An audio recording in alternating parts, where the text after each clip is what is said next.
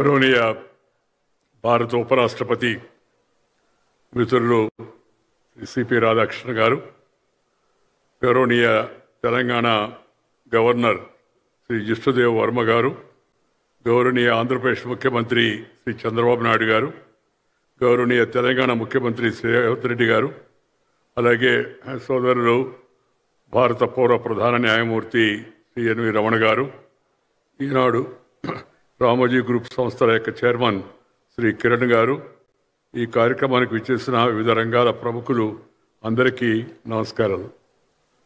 ఈ రమణ గారు చాలా అర్థవంతమైన ప్రసంగం చేశాడు. ఆలోచించదగింది కూడా. ముందున్న వాళ్ళు, వేదిక మీద ఉన్న వాళ్ళు కూడా మాతృభాషను కాపాడుకోవాలి, దాన్ని బాగా ముందుకు తీసుకెళ్ళాలి. ఈ విషయంలో మనం కానీ బాగా చొరవ తీసుకుంటే అది రామోజీరావు గారికి మనం అర్పించేట ఒక మంచి నివాళి అవుతుందని చెప్పి సందర్భంగా నేను మనవి చేస్తున్నాను.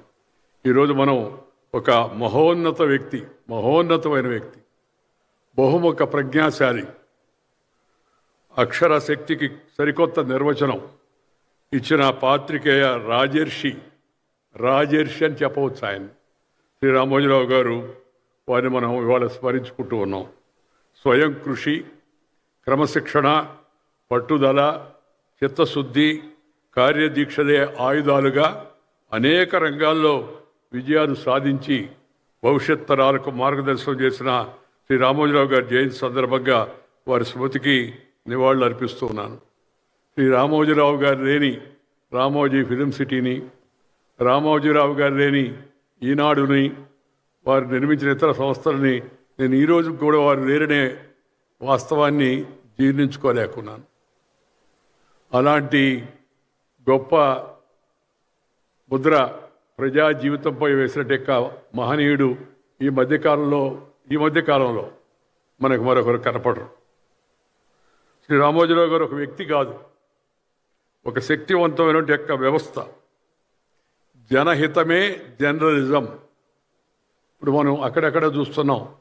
జర్నలిజం అంటే ఎర్నలిజం అని. ఎర్నలిజం అంటే డిక్షనరీ విడుదల చేశాం కదా, సంపాదించుకోవడం అని. సంపాదకుడు అంటే సంపాదించేవాడు అనే అర్థం ఇవాళ కొంతమంది అందరూ కాదు, ఇంకా చాలామంది మంచిగా, నీతిగా, నిజాయితీగా, పద్ధతిగా ఉన్నారు. కానీ కొంతమంది ఆ పెడధోరణులు ఇవాళ చూపిస్తూ ఉన్నారు. వారు జనహితమే జర్నలిజం అని నమ్మి ఆచరించినట్టు మహామనిషి. సాధారణ రైతు బిడ్డ స్థాయి నుంచి ప్రపంచమంతా తెలుగువారి వైపు చూసేలా ఎదిగిన వారి జీవితం యువతకు ఎంతో స్ఫూర్తిదాయకమైనది. వారి సంస్థల ద్వారా ఎంతోమంది ప్రత్యక్షంగా, పరోక్షంగా ప్రయోజనం పొందారు. తెలుగు ప్రజల గుండెల్లో వారి స్థానం శాశ్వతం, వారి కృషి చిరస్మరణీయమని చెప్పి ఈ సందర్భంగా నేను మనవి చేస్తూ ఉన్నాను. విభిన్న రంగాల్లో విశిష్ట సేవలు అందించిన గొప్ప వ్యక్తులకు శ్రీ రామోజీరావు గారి జన్మదినాన్ని పురస్కరించుకొని రామోజీ ఎక్సలెన్స్ అవార్డ్స్తో సత్కరించడం చాలా సంతోషకరమైన విషయం, అభినందించాల్సిన విషయం. శ్రీ రామోజీరావు గారు కేవలం ఒక వ్యాపారవేత్త మాత్రమే కాదు, తెలుగు జాతి కీర్తిని ప్రపంచ నలుదిశలా వ్యాపింపజేసే క్రాంతదర్శి ఆయన. వారి జీవితం అసాధ్యాలను సుసాధ్యం చేయవచ్చని నిరూపించిన అమరగాథని.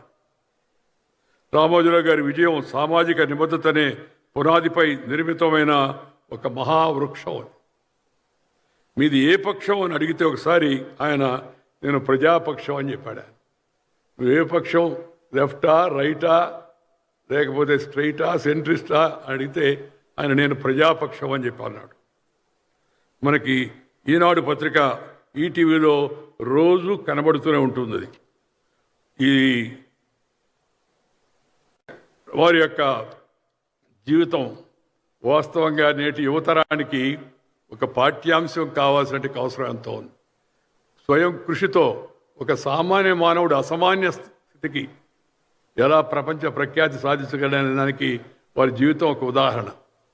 I feel that it should be a lesson for the younger generation so that they can also improve their life and then do something meaningful to the society.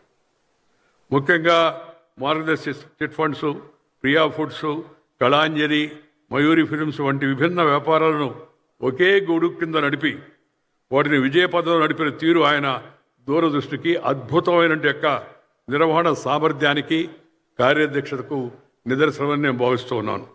ప్రతి వ్యాపారాన్ని కేవలం లాభాపేక్ష కాకుండా వినియోగదారులకు నాణ్యమైన సేవ అందించాలనే యొక్క ఉన్నత లక్ష్యంతోనే ఆయన ప్రారంభించిన అదే సంస్థ, ఆ సంస్కృతి కూడా నేడు కొనసాగుతుంది. రాబోయే రోజుల్లో కూడా ఇదే సంస్కృతి కొనసాగించాలని నేను భావిస్తున్నాను. రామోజీరావు గారి సేవల్లో అత్యంత ముఖ్యమైనది, ప్రతిభావంతమైనది జర్నలిజం. 1974లో విశాఖపట్నం కేంద్రంగా ప్రారంభించిన ఈనాడు దినపత్రిక తెలుగు మీడియా చరిత్రలో ఒక సరికొత్త అధ్యాయాన్ని రచించింది. అంతకుముందు కేవలం పట్టణాలకే పరిమితమైన వార్తలను పల్లె పల్లెకు చేర్చి పత్రికా భాషను పండితుల భాషగా మార్చి సామాన్య ప్రజల వాడుక భాషగా దాన్ని తీసుకొచ్చారు. అలాగే ప్రజానాయకులు కూడా, రాజకీయ నాయకులు కూడా చాలామంది రామోజీరావు గారికి రుణపడి ఉండాలి. ఎందుకంటే పెద్ద పెద్ద వాళ్ళు పెద్ద స్థాయిలో ఉన్నవాళ్ళు కాదు, గ్రామ స్థాయిలో, మండల స్థాయిలో, జిల్లా స్థాయిలో ఉన్న నాయకులు గుర్తించి ప్రోత్సహించి వాళ్ళని ఎదిగే విధంగా శ్రీ రామోజీరావు గారు ఈనాడు పత్రికను నడిపారని చెప్పి మనవి చేస్తున్నాను. నిత్యం ఉషోదయాన సత్యం నినదించుగాక అంటూ తెరతరవారుతుండగానే పత్రిక ఇంటి ముందు ప్రత్యక్షమవడం ఆనాటి తరానికి అది సరికొత్త అనుభవం. వారు ఈనాడు పెట్టినప్పుడు రామోజీరావు గారు జర్నలిజాన్ని కేవలం వార్తలు చెప్పే సాధనంగా చూడలేదు, దాన్ని ప్రజా సమస్యలను వెలుగులోకి తెచ్చి అన్యాయాలను ఎదురిచ్చే, సమాజ హితం కోరే ధర్మ యుద్ధానికి ఆయన పత్రికను ఉపయోగించారు. ఎన్నో సవాళ్లు, అడ్డంకులు ఎదురైనా పత్రిక ఎప్పుడు నిజాయితీ, నిష్పాక్షత విలువలకు కట్టుబడి ఉండేలా చూసుకున్నారు. ఆయనకు ఎదురైన ఆటుపోట్లు సందర్భం కాదు, అవి సామాన్యమైనవి కాదు. అలాంటి వాటన్నింటినీ ధైర్యంగా ఆయన ధీరోదాత్తంగా ఎదుర్కొని గట్టిగా నిలబడి తను చెప్పదలుచుకున్నాను చెప్తూ ఆ విధంగా పత్రికా రంగంలో మనకి ఆనాడు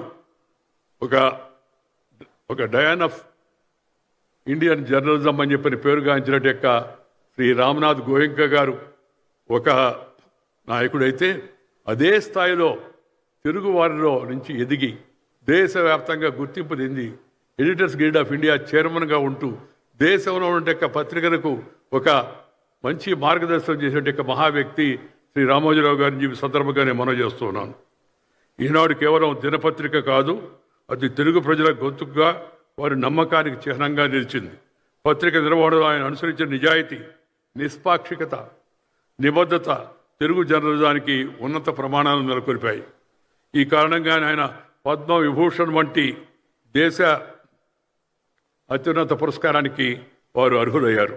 ఆయన స్థాపించిన ఈటీవీ నెట్వర్క్ సైతం ప్రాంతీయ భాషా ప్రసారాల్లో ఒక విప్లవాన్ని తీసుకొచ్చింది.